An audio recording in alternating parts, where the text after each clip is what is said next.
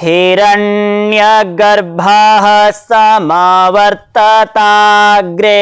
भूतस्य जातः पतिरेक आसीत् सदाधार पृथिवीन्द्यामुते मां कस्मै देवाय हविषा विधेम। ॐ हिरण्यगर्भः समावर्तताग्रे हिरण्यगर्भः समावर्तताग्रे हिरण्यगर्भः समावर्तताग्रे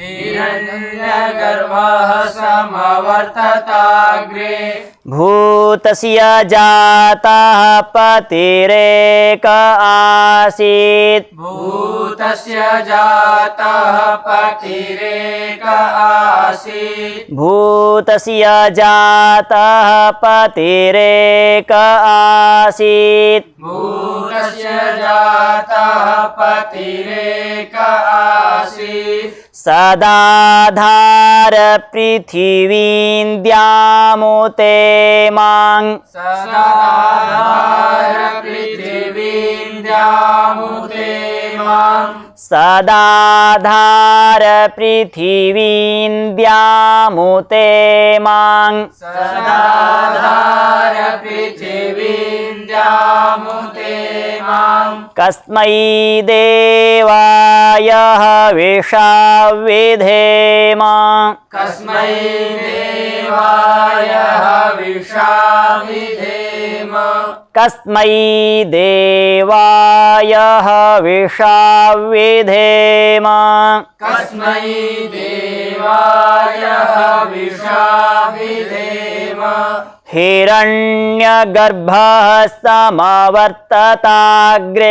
भूतस्य जातः पतिरेक आसीत् सदाधार पृथिवीन्द्यामुते मां कस्मै देवाय हविषा विधेम।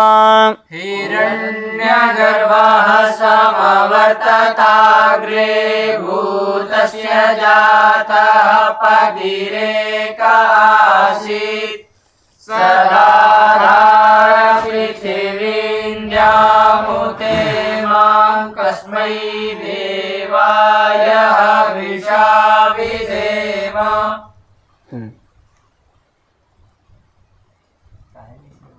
ॐ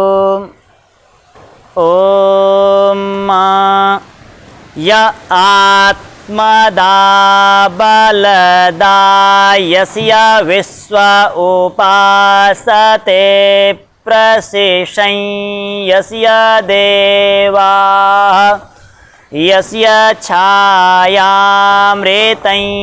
यस्य मृत्युः कस्मै देवाय हविषा विधेम। ॐ य आत्मदा बलदा यस्य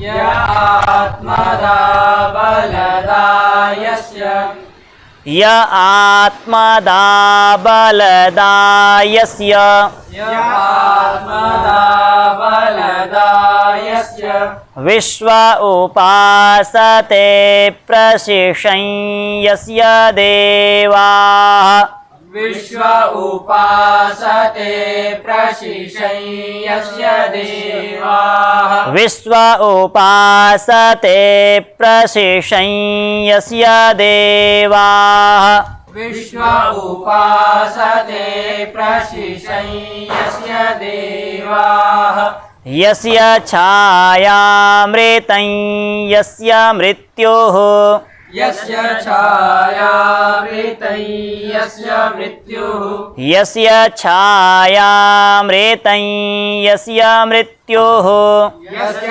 छायामृतं यस्य मृत्युः कस्मै देवाय हविषा विधेम।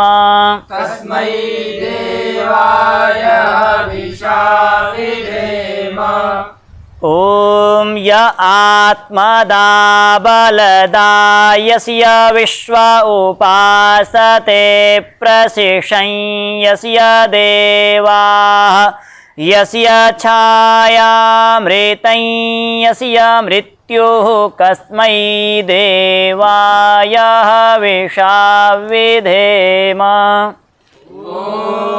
य आत्मदा बलदा यस्य विश्व उपासते प्रशिषं यस्य देवाः यस्य छायामृतं यस्य मृत्युः कस्मै देवाय हविषा विधेम। आज कक्षा को हम यहाँ तक रखेंगे।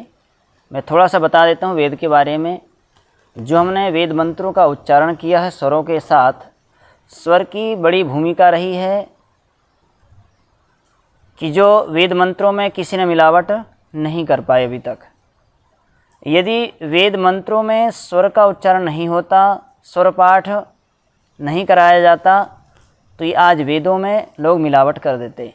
न तस्य प्रतिमास्ति यस्य नाम महद्यशः, ये मंत्र है जहाँ लोग कहते हैं कि वेदों में मूर्ति पूजा का वर्णन है, मगर यहाँ पर यदि पद पाठ करते हैं तो न तस्य प्रतिमा अस्ति, उसकी कोई प्रतिमा नहीं है जिसका महान यश है, महान कीर्ति है। तो ये स्वर जो ऊपर चिन्ह आपको दिख रहे हैं, ये स्वरित का चिन्ह है, और जो नीचे खड़ी रेखा दिख रही है ये अनुदात की रेखा है। और उदात्त का कोई चिन्ह नहीं होता, कई बार एक श्रुति हो जाती है। तो उदात्त अनुदात स्वरित हमारे हस्त संचालन अब दिखाया आपको। उदात्त ऊपर, अनुदात स्वरित मध्य में, बीच में, अनुदात नीचे रहता है। कई बार इस प्रकार से चलते हैं। ये स्वर का विधान है। महर्षि पाणिनि जी ने स्वर का विधान अपने अष्टाध्यायी पाणिनि अष्टाध्यायी में किया हुआ है कि यज्ञ कर्मण जपन्युंख सामसु, अर्थात यज्ञ कर्म में एक श्रुति होती, मंत्रों में एक श्रुति से बोलना चाहिए, लयबद्ध बोलना चाहिए।